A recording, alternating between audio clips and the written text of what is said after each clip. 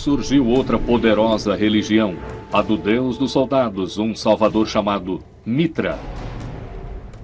A lenda de Mitra apresenta notáveis semelhanças com a história de Jesus. Ele nasceu de uma virgem no dia 25 de dezembro.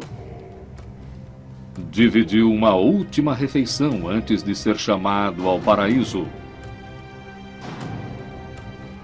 Depois ressuscitou e voltou à terra como Filho de Deus. Por volta de 200 depois de Cristo, os seguidores de Mitra superaram em número os de Jesus de Nazaré.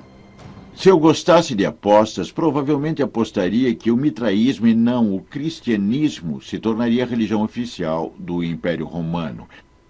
Essa religião era muito popular entre o exército romano, entre as legiões, e era muito popular entre os oficiais do Império Romano.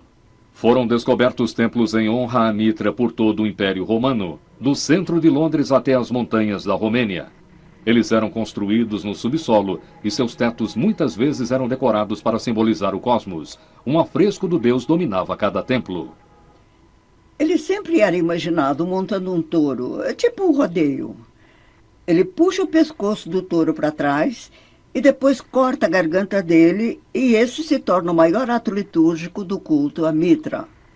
A iniciação de um novo membro do mitraísmo é feita através de um ritual secreto.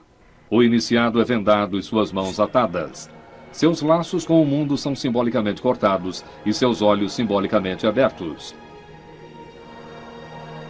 E quando o sacerdote de Mitra oferece a ele o reino do mundo, o iniciado precisa recusar dizendo: Mitra é minha única coroa. O novo seguidor somente poderá tomar parte na refeição sacramental depois de sua iniciação. O objetivo do ritual da refeição do culto mitraico, pão e vinho, é invocar o sangue e o corpo sacrificial de Mitra e do touro sagrado que ele matou. Não fica claro o que vem primeiro: a refeição de pão e vinho de Mitra ou o ritual de pão e vinho celebrado pelos cristãos durante a missa.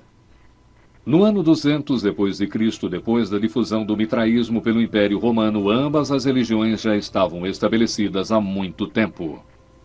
Pode ser que as pessoas hoje fiquem chateadas com esse tipo de comparação entre a Eucaristia Sagrada dentro do cristianismo e a refeição mitraica. Certamente, nos primeiros séculos, os cristãos devem ter ficado com raiva disso, e a única coisa que eles podiam pensar diante disso era que o demônio fez os adeptos do mitraísmo imitarem a verdade da Eucaristia, que o demônio os fez fazer isso. As religiões misteriosas são clubes exclusivos. O mitraísmo é uma seita apenas de homens e talvez isso tenha levado ao enfraquecimento da religião.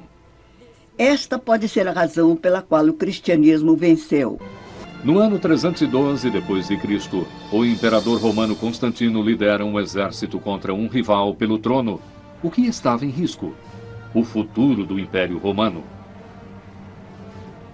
Pouco antes da batalha, Constantino tem uma visão da cruz na qual uma voz lhe diz: sob esse sinal, conquiste.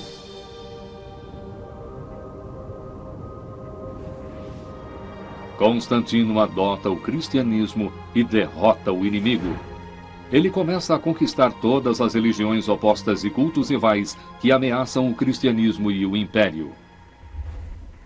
Todas as religiões foram reunidas em uma, porque ter uma igreja e uma só teologia significava manter o império unificado em uma época em que o império estava desmoronando. No concílio de Niceia, em 325 d.C., Constantino solidifica a igreja cristã e faz dela uma única hierarquia, com ele mesmo como líder. Constantino e seus bispos escolhidos a dedo irão determinar quais evangelhos são considerados sagrados e quais deverão ser proibidos. Constantino legaliza o cristianismo. O império que executou Jesus agora leva sua religião à mais extrema posição. O herdeiro de Constantino, o imperador Teodósio, torna o cristianismo mandatório. Ano 391 d.C. Teodósio proíbe todas as religiões não cristãs.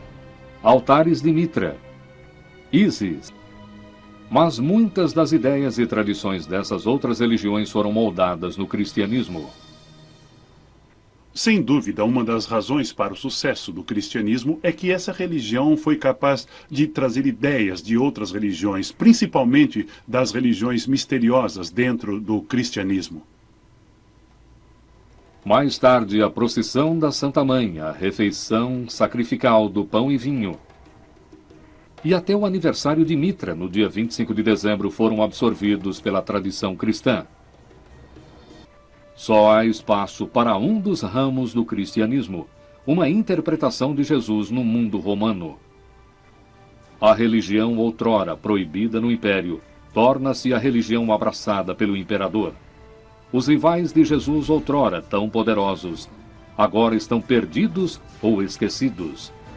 E contra todas as expectativas, a religião do humilde carpinteiro de Jerusalém acabou crescendo e se tornando a maior religião que o mundo já conheceu.